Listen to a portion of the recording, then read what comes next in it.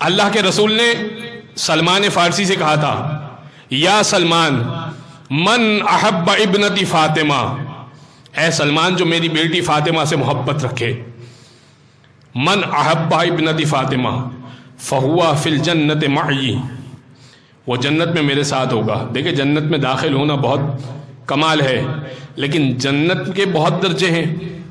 ایک عام مسلمان بھی کسی نہ کسی طرح پہنچ ہی جائے گا جنت میں، لیکن جو رسول اللہ کا درجہ ہو، کا جو فاطمہ سے محبت رکھے گا، من احب ابنتی فاطمہ فہو فی الجنت معی، وہ جنت میں میرے ساتھ ہوگا۔ ومن ابغضها فہو فی النار، اور جو فاطمہ سے بغض رکھے گا وہ جہنم میں ہوگا۔ پھر فرمایا حب فاطمہ ینفع فی مئۃ من المواطن، اے سلمان میری بیٹی فاطمہ کی محبت، ینفع فی مئۃ، عزیزان کرام یہ آسان محبت نہیں ہے، چھوٹی چیز نہ سمجھیے گا اس محبت کو۔ حب فاطمہ ینفع فی مئۃ من المواطن، سیدہ کی محبت 100 مقامات پر کام آئے گی۔ کتنی جگہ پر؟ 100 مقامات پر۔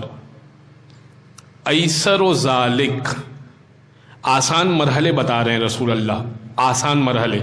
القبر، آسان مرحلہ یہ ہے کہ قبر میں فاطمہ کی محبت کام آئے گی، جو اللہ کے رسول کی، جو ہمارے لیے بڑا مشکل ہے۔ اللہ کے رسول کہہ رہے ہیں یہ تو آسان ہے، یہاں پہ سیدہ کی محبت کام آئے گی۔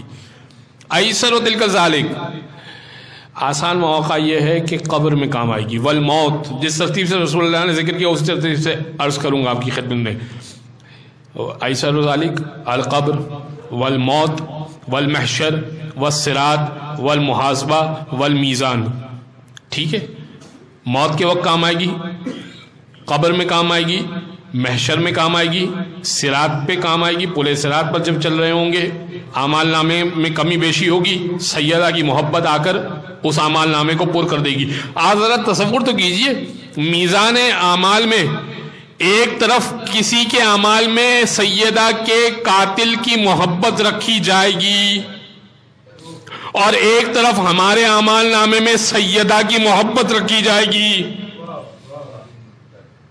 تو اعمال نامے کا عالم کیا ہوگا؟